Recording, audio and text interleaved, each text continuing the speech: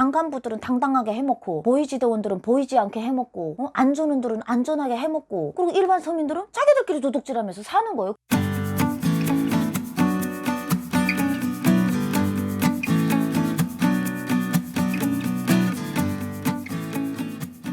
여러분 안녕하세요. 여러분들의 비타민 쌀미쌀미 윤쌀미입니다. 네, 오늘은 설미가 우리나라에 입국해서 국정원 조사 끝나고 처음으로 대한민국의 바깥 세상을 보면서 이것이 자본주의인 것이냐 공산주의인 것이냐 마구마구 헷갈렸던 이야기를 좀 해보려고 합니다. 국정원 조사가 3개월 중에 개인 조사가 끝나면요 바깥 세상을 구경시켜주는 프로그램이 있습니다. 저희 때는 육상 빌딩도 갔었고요, 뭐 화장품 가게도 좀 들렸었고 두루두루 했었는데 뭐 또 여자다 보니까 대한민국 화장품에 엄청난 관심을 보였고요. 저희도 화장품 매장에 가기를 원했고 잘생긴 국정원 담당원이 선글라스를 뒤집어 쓰고 저희들을 데리고 화장품 가게로 들어갔습니다. 지금 생각해보니까 거기가 올리브인 것 같습니다. 근데 그쪽으로 들어갔는데 세상에 깜짝 놀랐습니다. 내가 북한에서 어린 시절부터 선생님에게 배웠던 공산주의 체제가 왕성이 되면 북한 땅에 펼쳐진다고 하는 그 상점이 바로 대한민국에 있는 거예요. 그 커다란 화장품 가게에 직원이 한 명밖에 없는데 이 직원이 모든 사람들을 감시를 하지 않는 거예요. 그때는 뭐 CCTV 있다는 것도 몰랐고 더더욱 놀랐던 것은 화장품을 써볼 수 있다는 거. 립스틱 같은 것도 막 진열이 되어 있는데 본인들이 써보고 발라보고 살 수 있다는 게 너무 놀랐어요. 북한은 그런 거 없거든요. 화장품 살 때 찍어 바른다? 그거 뭐 어떻게 할 거야? 그걸 어디서 생산도 되지 않는 화장품을 누가 거기다가 공짜로 갖다 놔? 아니 사실 그래서 직원을 딱 봤어요. 그랬더니 직원이 계산을 하고 있는 거예요. 그리고 저희 쪽에 얼굴을 안 돌리는 거예요. 그래서 마스카라 이렇게 살살 주문더줬어요. 사실 그거 너도 모르잖아요. 그냥 이 자본주의를 갑자기 경험하다 보니까 우리끼리 그랬어요. 언니 이게 한국 자본주의 아니에요? 그러게 여기 근데 공산주의 같아요. 여기 어떻게 사람을 믿고 이렇게 판매원이 하나밖에 없을 수가 있어. 공산주의 체계가 되면 모든 공산주의 인간들이 주체형 인간으로 발전이 돼가지고 욕심 하나도 없고 온세가 평등하게 살고 상점에 가도 판매원이 없대요. 내가 쓰고 싶은 것만큼만 가지고 오는데 도둑질을 안 한대. 근데 그게 바로 한국이 벌써 이루어진 거예요. 저희들 입장에서는. 그래서 하나씩 딱 넣었더니 아니 이 국정원 오빠야가 선글라스를 뒤집어 쓰고 새까만데도 어떻게 나 훔치는 거 맞지? 저만 한 게 아니고요. 저 여럿이 넣었어요 주머니에다. 그랬더니 딱 오셔서 남이 들을세라 그러시더라고요. 빼세요. 그런데 너무 쪽팔렸어요.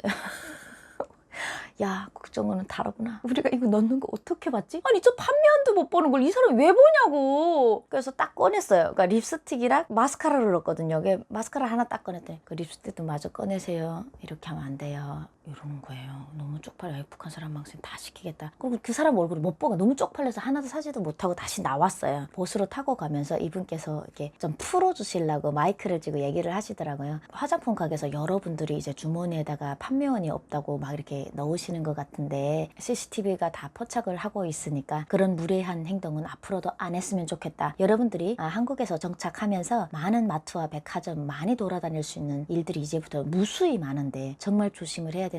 세상에 공짜는 없다. 문제다. 이런 말씀을 해주셨습니다. 그래서 사실 너무 쪽팔렸고 그 이후에 그 선생님에게도 또 제가 물었습니다. 왜 한국에서는 얼마든지 CCTV는 피할 수 있어요. 사실 자그마한 물건을. 왜 대한민국에서는 자본주의고 개인이기주의 사회인데 어떻게 그 사람들을 믿고 판매원이 혼자서 그 많은 사람을 상대를 할 수 있느냐 그랬더니 이분이 웃으시면서 그래서 선진국입니다. 이렇게 얘기를 해주셨습니다. 국민의식이 선진국 수준에 올라야 그것도 가능하다. 그래서 저희들이 앉아서 와 북한 같으면 벌써 저기 화장품 밤 다 날아놨다.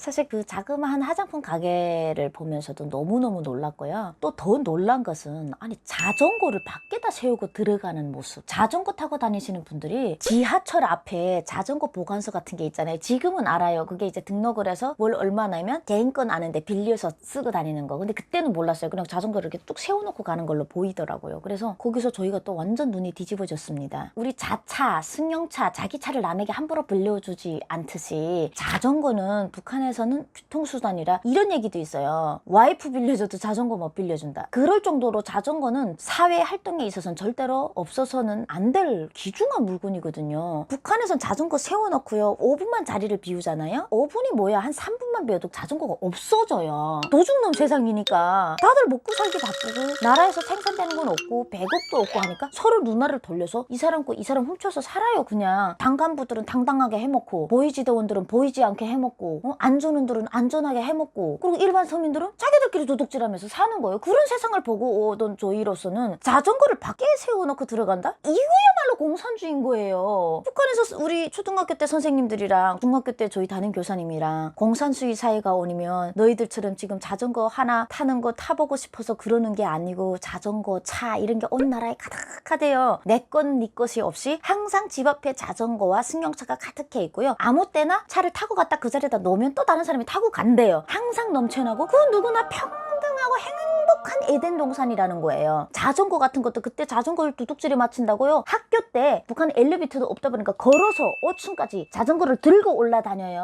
너무 소중하고 너무 비싼 거니까 그거 잃어버리면 큰일 나거든요. 진짜 차 잃어버린 거나 같아요, 대한민국에서는. 근데 그 소중한 자전거를 한국에서는 공짜로 밖에다 세워놓는 것 같고 누구도 훔쳐가는 사람이었고 와서 그냥 세워놓고 쑥 들어가는 거예요. 정말 놀랐어요. 아, 이래서 예전에 김일성이가 고도로 발전된 자본주의는 공산주의랑 맞먹는다 뭐 이런 얘기를 했대요. 그래서 그게 그때 자본주의를 욕하면서 저게 무슨 소리냐 했더니 우리가 원하는 그 공산주의 체제에서 사는 사람들의 마인드가 바로 한국에서 살고 있는 한국인들이 가지고 있는 그런 마인드인 거예요. 그래서 도대체 여기 자본주의가 맞나? 여기가 공산주의가 아니나? 이런 생각을 해봤던 거예요. 근데 더 웃기는 거는 제가 이만갑에서도 한번 얘기를 했었는데 무료급식이라는 단어를 제가 못 알아들었잖아요. 제가 한국에 입국해서 1년 만에 중국에 있는 아이를 데리고 와서 학교로 보내는 첫날 도시락 3단 도시락을 제가 엄청 이따만한 걸 사가지고 제일 위에 따는 선생님 둘이고 중간에 거 네가 먹고 마지막 거는 친구들에게 나눠줘라. 근데 이러고 보냈잖아요. 학교에서 급식 해주는 거 모르고 초등학교 1학년 애에게. 근데 저희 딸도 중국에서 초등학교 1학년 1학기를 다니다 왔어요. 근데 중국도 도시락을 싸가지고 가지 무료급식이 아니에요. 그러니까 얘는 당연하게 얘도 모르고 있었고 띵띵 가지고 제가 데리고 가서 딱 책상 옆에다 놓고 선생님한테 잘 부탁한다고 와서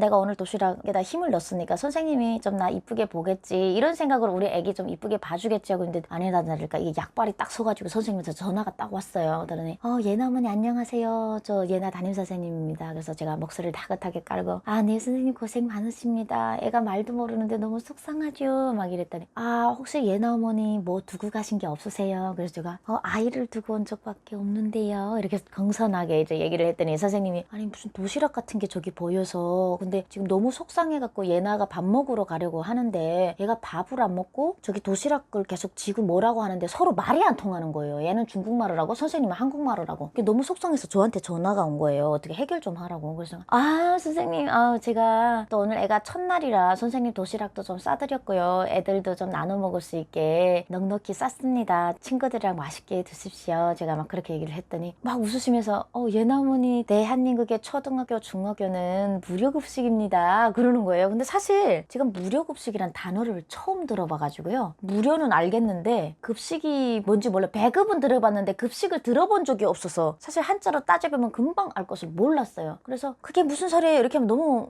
엄마로서 너무 면팔리잖아요. 그래갖고 못 알아듣고 알아듣는 것처럼 그래요? 이랬더니 선생님이 막 웃으시면서 어머님께서 잘 모르셔서 그러는데 모르는 건 저한테 물어보시면 언제든지 답변을 해드린다고 아주 친절하게 대응을 해주시더라고요. 그러면서 선생님 말을 이어가는 게 어머님이 모르시고 저렇게 도시락을 싸줬으니까 애가 밥 먹으러 가려고 다 줄을 섰는데 저거를 먹어야 된다고 하는 소리였구나. 이 얘기를 해서 제가 밥을 나눠주는 거를 급식이라 하는구나. 선생님과 통화하는 중에 알게 된 겁니다. 제 첫말이 뭐였는 줄 압니까?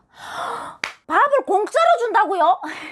이해를 한 거예요. 그러니까 선생님이 네 무료급식입니다. 순간에 제가 아니 쌤 여기 공산주의입니까? 이게 제일 먼저 나갔잖아요. 왜 제가 자꾸 이렇게 놀라는 일에 공산주의라는 단어를 붙이냐면요. 북한에서 선생님들이 꿈에 그리던 그 공산주의 썰론에 밥도 다 공짜로 준대요. 학교 가면 밥도 주고 책도 공짜로 주고 애들이 근심 걱정 없이 살 수 있는 그날이 올 건데 그날이 오려면 주체형 인간이 되어야 된대요. 완전 김일성주의 사이비에 그냥 확실하게 무장돼 있으면 나라가 어렵고 힘들고 허리띠를 졸라매더라도 수령님 하라는 대로만 장관님 하라는 대로만 따라가면 그 공산주의 세상이 우리에게 차려진다는 거예요.